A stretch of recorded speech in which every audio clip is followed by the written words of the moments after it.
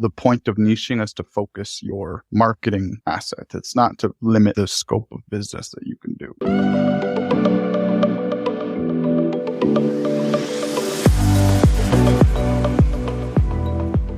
Welcome to the Biz and Life Done Well podcast, where we explore what it means and what it takes to do business and life well. I'm your host, Peter Wilson. If you're like me, you're intrigued by stories of common people who have achieved uncommon success in business and life. Join me as I interview fascinating people about how they got started, their successes and failures, their habits and routines, and what inspires them. Today, I'm joined by Charlie White. He is the owner of a marketing agency for small business. The name of his agency is Site and Search Setup.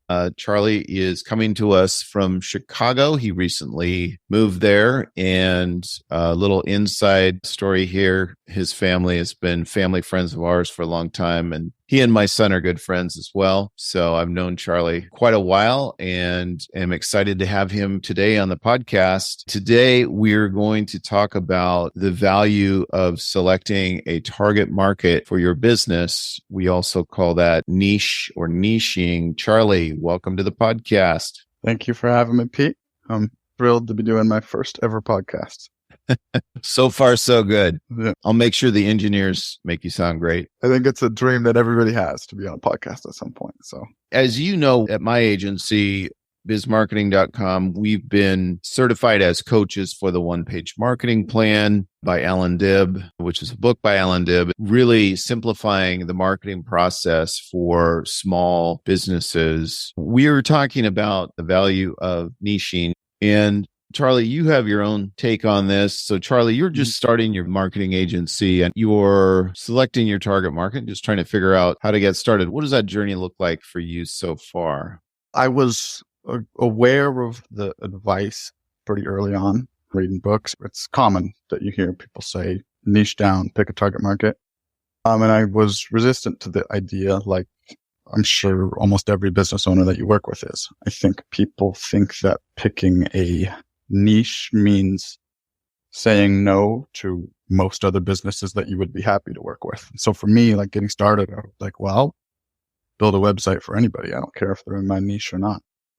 And I don't know exactly what changed my mind, but I think the advice just wore me down. And so eventually I was like, okay, if you hear something enough times, there's got to be some truth in it. So I have picked a niche. I followed the advice within One-Page Marketing Plan, the PVP framework that he talked about, which is, we can go into that later, but went through his framework for picking a niche, and I've decided on doing it towards adventure-based businesses. And so somebody like I'm building basically a demo website for my portfolio, and the business avatar is like a whitewater rafting company. And so trying to at least start this process of, okay, this is a type of industry, not whitewater rafting in particular, but the whole adventure tour guide based businesses. Like it's something that I find interesting, and websites are important to those businesses. That's cool. I like where you're headed there. So what Alan talks about in the book, he starts off the chapter by saying, when I ask business owners who their target market is, many tend to respond with everyone. And in reality, that means no one. So when I started my agency, I basically would work with anybody who would raise their hand and say, hey, I need marketing help. You brought up a good point before we got on here, that just because you are focused on a particular niche or target market doesn't mean that you don't have to take work from others as well. Do you want to expand on that a little? Yeah, I think niching is important for marketing, but marketing is not the entirety of your business. And so the processes that you have in place, yeah, they can go toward your niche market or anybody else who needs a website and marketing services. But the point of niching is to focus your marketing asset. It's not to limit the scope of business that you can do. Right. So it's to make your marketing more effective because you're narrowing it down. Yeah. That's one thing, because people do business with people they know, like, and trust, which we talk about that a lot. One of the benefits of focus on a particular area is right away you're narrowing down your focus of who you're trying to get in front of, right? You're not trying to broadcast a message to every business owner in the world. You've already narrowed it down significantly by saying adventure. Do you say outdoor adventure? Yeah, I would say. So you've already narrowed that. There's much more of that going on in Seattle than Chicago, unfortunately. But well, maybe you can do business from anywhere. Yes, exactly. Yeah. So you've already narrowed down the focus. For example, we have focused our marketing on small service type businesses. So ones that are providing professional services like a CPA or a law firm, or a wellness service such as a dental practice or a chiropractor or a specialty doctor. For example, we have a couple of foot doctors that we do work with. So it's very specific to service and professional services. Health and wellness service providers has been sort of our niche. When we got started, we would just work with anybody. If you look at our list of customers, we still have folks that don't fit into that niche at all, that are good customers. We're helping them out. Walk me through your process with the PVP. In the book, he talks about analyzing yourself. A lot of times it's an entrepreneur who is trying to decide what niche to go into. And he talks about P, personal fulfillment, V, value to the marketplace, P, profitability. So that's the PVP. Did you apply that to your business in any way? I did. Most of it came, I think, through personal fulfillment. I was talking with a business mentor, and she really emphasized, hey, before we get started, we need to kind of build your avatar, find a niche. And so her guiding questions were like, what interests you? What types of business would you find really interesting and captivating to work for? And I think, outdoor adventures just came to mind. Me and you have a long history of skiing together. Like, it's part of what I do. It's part of me. And so kind of from there, it was, the V and the second piece, so the value to the marketplace and the profitability, they don't like cross out personal fulfillment. So basically those adventure-based businesses, a website is valuable for them. Right. A lot of times they do make enough money to basically pay well. And so I guess the personal fulfillment was kind of the catalyst to get me interested. Then the value and the profitability also checked out. That's great. If you think about that niche, it seems like a lot of those companies, some have locations, but some don't. Some are more like, we're going to go somewhere. And so they really don't have maybe a physical location to speak of. And it seems like the website itself is going to be hugely important. I'm thinking of one company here that I'm aware of a little bit. I think it's called Cascade Cat Skiing or something like that. They have a bunch of cats. It's a big box that they can drive over the snow to take you skiing. It's on the way between here and Stevens Pass. And they have place there, but it's halfway between Gold Bar and Stevens Pass, and it's not a place you're going to drive there to get information. Yeah, just for reference, we've driven to Stevens Pass 100 times, and I didn't know this place was on the side of the highway. So a company like that, it seems to make a lot of sense. It's funny, the way that I ended up in my niche had nothing to do with personal fulfillment at all. It was more like personal experience. I started off after I left the corporate world in marketing. Started my first area in marketing was car dealers. Didn't have any interest in car dealers, but a guy that I had met started a company to make websites for car dealers, and I was really interested in the website side of things. So we joined forces and started a company, and that turned out pretty well. And then was in the corporate world for a long time. And then after that, turned out that my, I guess, personal fulfillment had to do with just my friends. And it just turned out that I had a lot of friends that were dentists or lawyers. Mm-hmm. Mm-hmm.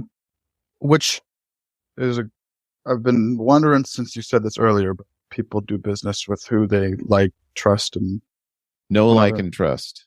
Know, like, and trust. And so a lot of getting business in my stage, in your stage too, it's kind of going out networking, meeting these people who you know, like, and trust, and finding opportunities together. If you're only going to for me, if I'm only going to try to meet adventure-based businesses, it's a needle in a haystack when I'm going out to a networking event. Like maybe there's types of these people. Yeah. And so I guess how do the two ideas of picking a niche and also kind of building a network and finding people who you know, like, and trust, like how do those two things come together? Mm-hmm. It's a great question. Well, first of all, it's no. So my advice would be to figure out where these people hang out. Mm-hmm. What do they read, if anything? Where do they hang out? Where are they centered? Are there areas where the owners of these businesses or the people who work at those businesses, like, are there shows they go to? Meaning, are there like trade shows, for example? Are there associations that they're members of, like an outdoor association of some sort? And maybe you could join that organization. A lot of times companies that are into this sort of thing will create associations because there's lobbying that they're doing or advocacy for what they do. So those are a few things that I would consider. Yeah. And then in terms of the outdoor adventure thing, part of it would just be to familiarize yourself with who's out there, like do some of it. You know what I mean? Like if it's whitewater raft, go on one of their trips and, Mm-hmm. that sort of thing. And then ask them. I think the best source of information is the individuals who you're targeting. Like try to get to know one or two and just ask them, Mm-hmm. hey, I'm interested in meeting other folks like you. What would you recommend? Don't even try to sell them on your services at all. Yeah. Hey, That's I right. love that answer. One, like if there's a association of outdoor businesses, do you think that they would I'm not an outdoor business, would they let a lot of times they'll let join? vendors join organizations or associates join organizations. Okay. They always have a way to take your money. So yeah. And even if it's just figuring out who is in that association, you don't even need to join it. Just figure out who's in it and look at the list. And then there's your list of companies you want to target. Mm-hmm. That's where I would start there. And obviously the last step there is creating that avatar. I'll just take a guess. It's going to be a dude or a couple or a woman who is super outdoor minded, who owns you're probably going to deal with the owner or maybe their right hand person who is in charge of marketing at the organization. And most of these folks are probably going to have a website, but it's probably going to be garbage. So that's, I'm guessing, you're going to be your opportunity, but you're going to want to create that avatar of that person as well, which is an avatar is just kind of a composite of who that individual is, what they do, how old they are, what do they read, again, what association, where do they hang out, all kinds of things. What was their path? Did they go to college? What's their education? That sort of thing, because that will definitely help you relate in your marketing to those people. So we're both B2B businesses. Do you create an avatar for that business owner and their business? It's clearly got to be the person, because people are the people that people buy from businesses, or actually people buy from people. You have to look at the business and then look at who is that person that is likely to either recommend or approve the purchase of the services, or who's the decider, basically. And that's the person you want to create the avatar for? So I think coming up with an avatar is almost the perfect task for ChatGPT. GPT is very good at serving cliches, and it's almost like that's what you want out of your avatar. You kind of want what the typical adventure guide business owner would be, or for you, the typical CPA. Right. And yeah, I think you could get a very good avatar leaning on ChatGPT. That's a great idea. So how would you propose forming that question? Just not specific, but just generally, what would you ask to ChatGPT? Yeah. Once you've identified who that target would be. So once I've gotten to the point of, okay, adventure tour guide business as it is, probably just identify a pretend company for this guy or girl to run. Mm-hmm. Okay. And now ChatGPT, tell me what this person's interests are. Tell me what associations they're a part of. Tell me, I don't know, where they're from. So it takes a few prompts. I think ChatGPT, anything you're asking it to do, keep digging. And so if you just say once, give me a description of this person, it won't be as good as if you ask basically a similar question 5 different ways and then pull what you like out of each answer. Right. There's a lot of ways you can do it, but yeah, ChatGPT kind of supplies the creativity, but you do have to be persistent in like finding the questions that you want answered. Sounds like you got some work to do. Always. If you own a business and you're already an established business, it's still not too late, as we said, to do this process, even though this is step 1 of the one-page marketing plan. You can still do this exercise to create a marketing plan for a particular niche. Now, one other thing I'd like to add, though, is that if you have multiple niches that you target for your customers, let's say you decided to focus on outdoor adventure companies and outdoor equipment companies, you would want to create the whole one-page marketing plan for each niche. Because the way you're going to reach that audience and attract them and do business with them could be completely different. Is there anything else you'd like to add, Charlie, as you go through this? Just back to the kind of where we started, the value of it. One thing that Alan Dibb writes that stuck out to me is once your services are tailored towards this specific type of business, then the amount that you can charge becomes irrelevant. If my solutions are customized towards your specific business type, I could charge a lot more for those solutions. Whereas if they're generic, you're competing with hundreds of other companies that offer the same thing. Right. So the value comes from, in one aspect, you're spending less on marketing because you're talking to less people. On the other side, the value comes from you can charge more for these services because they are tailored towards the specific problems that these businesses face. That's a great point. I've found in terms of working with law firms or dental practices, professional services, or wellness services, when you use their language. So for a law firm, you talk about clients. With a dental practice or chiropractic, they're talking about patients and new patients, or NP for short. Okay. And when you discover their language and the vocabulary that they use in that niche, it can be super powerful and really resonates with the individuals that you're meeting with. And it immediately gives them a sense that you know what you're talking about. And that's such a subtle difference too. Just the language of clients versus patients. But I totally see what you're saying. And a lot of times learning a language of a business it's difficult. Like I remember I started my corporate job and first few months, it was just learning a language. And so I imagine it's the same for any type of job. They all have their own language that they speak.